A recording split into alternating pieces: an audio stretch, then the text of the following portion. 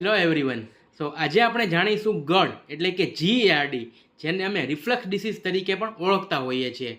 તો સૌથી પહેલાં તો જેમ નામ છે, જી એટલે કે ગેસ્ટ્રો, ઈ એટલે કે ઇસોફેજિયલ, આર એટલે કે રિફ્લક્સ અને ડી એટલે કે ડિસીઝ. ગેસ્ટ્રો એટલે કે જઠર, ઇસોફેગસ એટલે કે અન્નનળી.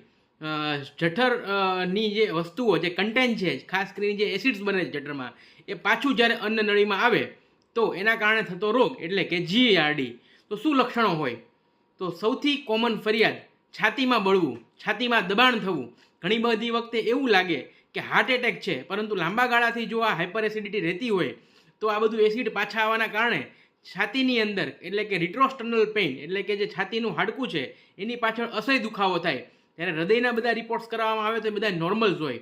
આ બધું એસિડ્સ પાછું આવે, અન્નનળીમાં આવે, પાછું ગળામાં આવે, જેના કારણે ગળામાં અસહ્ય બળતરા થાય. વારંવાર ત્યાં ઇરિટેશન્સ થવાના કારણે ઉધરસ મટે નહીં, ક્રોનિક ઉધરસ રહે. ઘણી બધી વખતે ખાટા ખરાબ ઓડકારો આવે. આ પિત્ત બધું બહાર આવવાથી મોઢાની અંદર ખૂબ ખારું ખરાબ પાણી આવે. આવી પણ સમસ્યાઓ થતી હોય છે. પેટની અંદર ભાર લાગે. એ ઉપરાંત ગળામાં ડૂમો ભરાઈ જાય. જો આ લાંબા સમયગાળાથી હોય, સાઈડ ઇફેક્ટની અંદર ખોરાક ગળતી વખતે આપણને સ્વેલોઈંગ કરવામાં ડિફિકલ્ટી થાય, ખોરાકનો ગોળીઓ ઉતરે નહીં, ડૂમો ભરાઈ ગયો હોય એવું લાગે. સાથે ઘણી બધી વખતે ઉપકા ઉલટી થાય અને જમવાના કોગળા પણ બહાર નીકળે. તો શું કારણ છે થવા માટે? તો આપણે જાણીએ કે જે પણ જે ખોરાક આપણે ગળીએ એ મોઢામાં જાય, ત્યારબાદ તે અન્નનળીમાં જાય અને અન્નનળી છે એ એની મૂવમેન્ટ જે પેરિસ્ટાલ્ટિસ મૂવમેન્ટ કહેવાય એના થકી એને જઠરમાં ઠલવાય. તો અન્નનળી અને એની નીચે જઠર, તો આ બંનેની વચ્ચે એક વાલ આવેલો હોય જેને અમે એલિયસ એટલે કે અન્નનળીના નીચા ભાગે એક એલિયસ લોઅર ઇસોફેજિયસ સ્ફિન્ક્ટર એક અન્નનળીનો વાલ આવેલો હોય. હવે જ્યારે આપણે જમીએ તો ખોરાકને અંદર ઠલવાય અને વાલ છે રિલેક્સ થઈ જાય, અને જેવું જમવાનું અંદર જાય ત્યારે એ વાલ એકદમ ટાઈટ થઈ જાય. પરંતુ કોઈ કારણસર જ્યારે આ વાલ ખોરવાઈ જાય, જ્યારે આ વાલ વીક પડી જાય એટલે કે એ નબળો પડે, ત્યારે આ રોગ થતો હોય. જે વાલ નબળો પડવાથી જે જઠર જે સ્ટમકનું જે બી એસિડ છે એ બધું ઇસોફેગસ અન્નળીમાં પાછું આવે, ત્યાંથી વધારે પડતું ગળામાં પાછું આવે. માટે આ તકલીફ થતી હોય છે.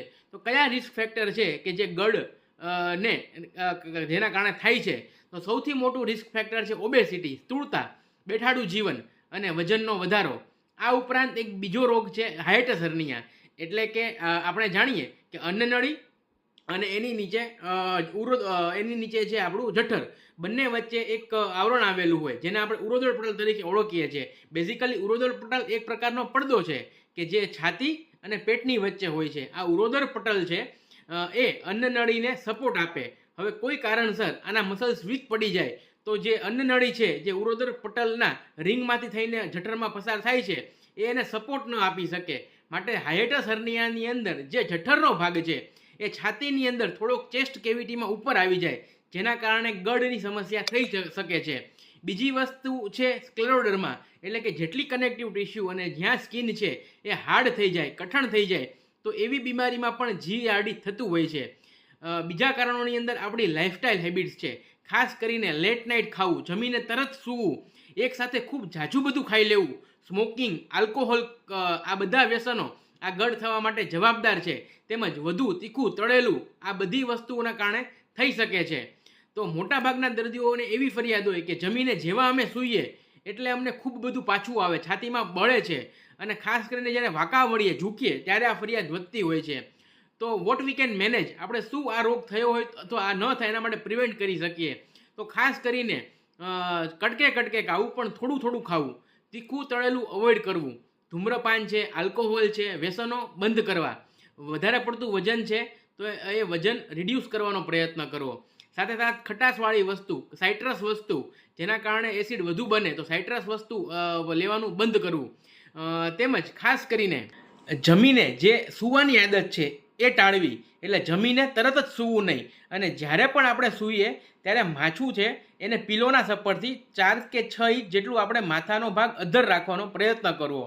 તો આ બધી વસ્તુથી આ પ્રિવેન્ટ થઈ શકે છે. આના સિમ્ટમ્સ આપણે ઓછા કરી શકીએ છીએ. હવે વાત કરીએ કોમ્પ્લિકેશનની. જો આ લાંબો સમય રહે તો જેમ આપણે જાણીએ કે જઠરનું એસિડ બધું ઇસોફેગસમાં આવે તો ત્યાં ઇન્ફ્લામેશન સોજો કરી શકે, જેને ઇસોફેજાઇટિસ તરીકે ઓળખીએ છીએ. સાથોસાથ ઘણી બધી વખતે બેરેટ ઇસોફેગસ પણ થઈ શકે. એટલે કે જે આંતરડાના કોષો છે એવા કોષો જો અન્નનળીમાં આવે તો એના કારણે કેન્સર થવાના ચાન્સીસ અથવા તો પ્રી કેન્સરસ સ્ટેજીસ વધી જાય છે. લાંબો સમય ત્યાં સોજો અને વધારે પડતું એસિડ રહેવાથી અન્નનળી સાંકડી થઈ જાય છે, જેને ઇસોફેજિયલ સ્ટ્રક્ચર તરીકે પણ ઓળખીએ છીએ.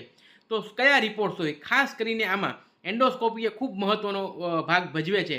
એ ઉપરાંત ઘણી બધી પીએચ ટેસ્ટ પણ આની માટે કરાવી શકાય છે. તો શું હોમિયોપેથિક સારવાર લઈ શકીએ?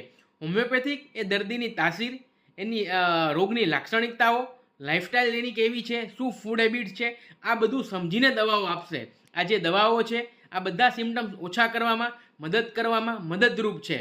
કેવી હોમિયોપેથિક દવાઓ છે જે ખૂબ જ કોમનલી યુઝ થાય છે, જેવી કે નક્સઓમિકા, લાઇકોપોડિયમ, કાર્બોવેજ, આર્સેનિક, કેપ્સિકમ, ફોસ્ફરસ, ઇવન ગ્રેટિયોલા છે, રોબિનિયા છે, નેટ્રમ ફોસ છે, નેટ્રમ કાર્બ છે, મેક કાર્બ છે. હોમિયોપેથીમાં ખૂબ સારી દવાઓ છે.